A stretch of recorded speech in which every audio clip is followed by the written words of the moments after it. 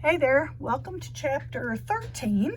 Ordinarily I teach chapters 14 and then 13 together and then test on them, but of course we don't know how that's going to go these days, but I'm going to go ahead and post the lecture anyway, slowly but surely.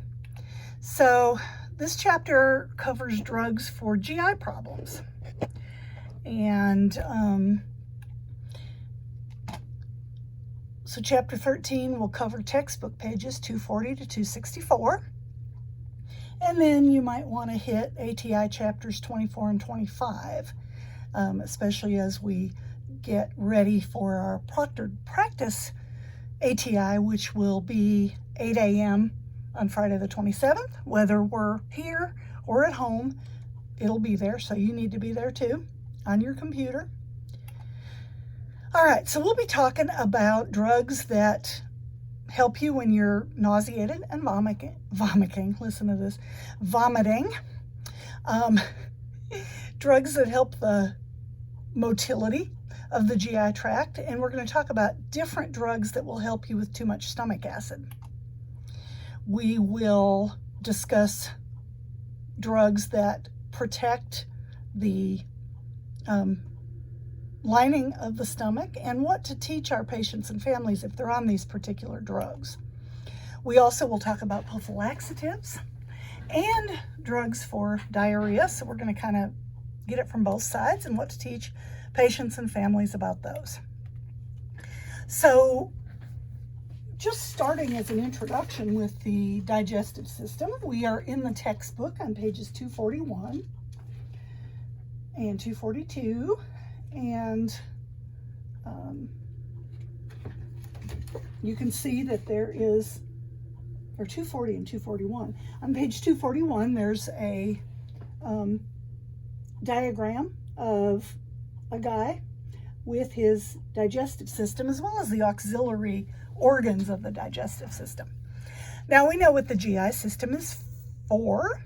It functions to accomplish both mechanical and chemical processes of digestion. So we begin the chemical process by chewing our food and swallowing our food.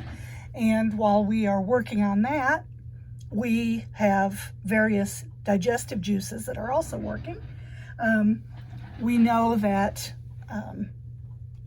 in the mouth, we start the process of digesting carbohydrates immediately with salivary juices containing amylase, and that starts to break down carbohydrates. That's why when we eat a piece of bread or a cracker, it starts tasting sweet right away because we're starting to break down those carbohydrates. The GI tract also absorbs nutrients in the small intestine and large intestine, and eventually eliminates waste, getting rid of what we don't need. So the structures of the GI tract start in the mouth, extend to the esophagus, down to the stomach, the small intestine, the large intestine, and then we have accessory structures such as the pancreas, the liver, the gallbladder. They all play a part in making sure that both the mechanical and chemical process of digestion is accomplished. Now, the GI tract has a lot of very efficient protective factors. We have a lot of acid in our stomachs. Hydrochloric acid by itself has a pH of about 2. When it's in the stomach and mixed with other juices, it's a little bit higher, but not much, 2 to 3. And the stomach does not get damaged or eaten away in the normal course of things because we have a mucous membrane lining. We have tissues that are very much able to replace themselves in the event of injury. And so if the GI tract is working properly, we generally won't have a whole lot of problems. Now, as we age, there are a lot of variables when it comes to digesting our food. As we get older, we have changes in GI blood flow. There's just not as much blood flow as there is when we're younger.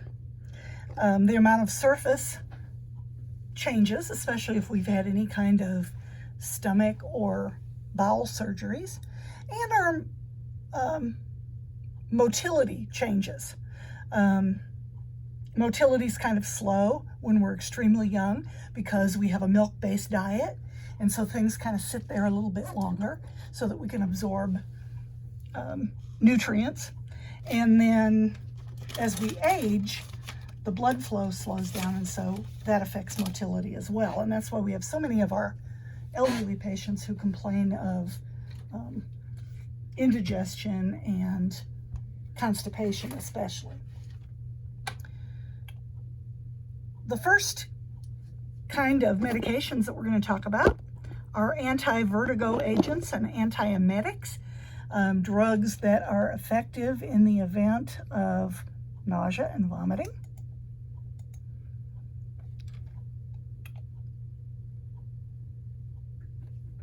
So on pages 242 in our textbook, we start talking about these various drugs. And if you look at figure 13.3 on page 242, you can see that we have a picture of the brain and the various receptors, the neurotransmitters, and how they work on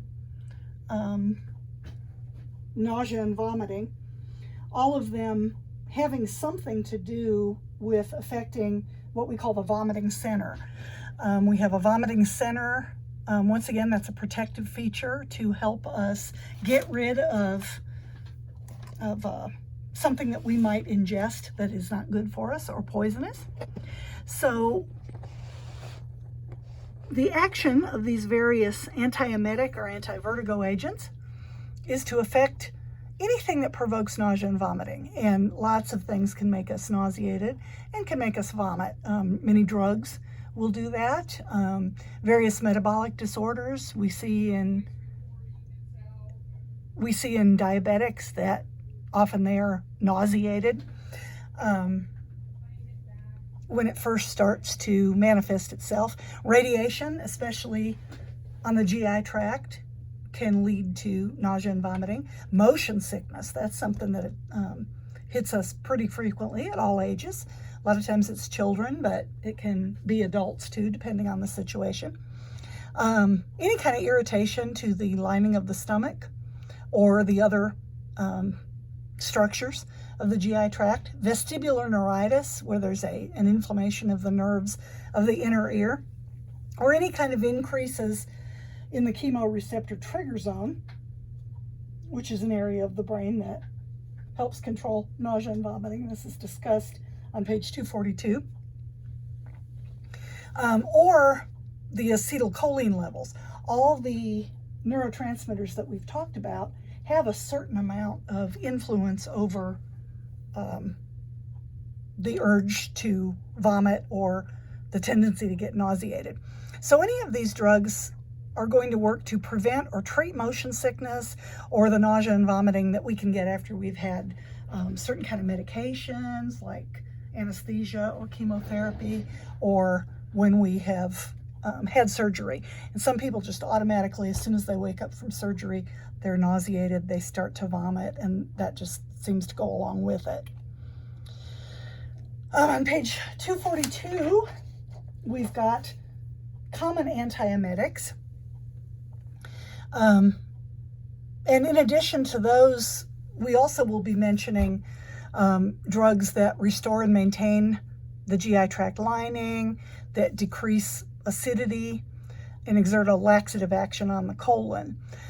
So we will be mentioning all sorts of medications, and some of them that we're going to be talking about in this chapter are serotonin. You remember serotonin has the chemical name of 5-HT. So serotonin receptor antagonists, substance P antagonist, phenothiazines, which are dopamine antagonists, cannabinoids, and then drugs that affect motility and increase motility. We've got some other types of drugs, including anticholinergics, and you remember that acetylcholine affects our ability to digest food, and so it has something to do with a tendency to be nauseated and to vomit too. So on table 13.1, you'll see several antiemetics, and that goes over to page 244. And in this section, we're going to talk about each one of those.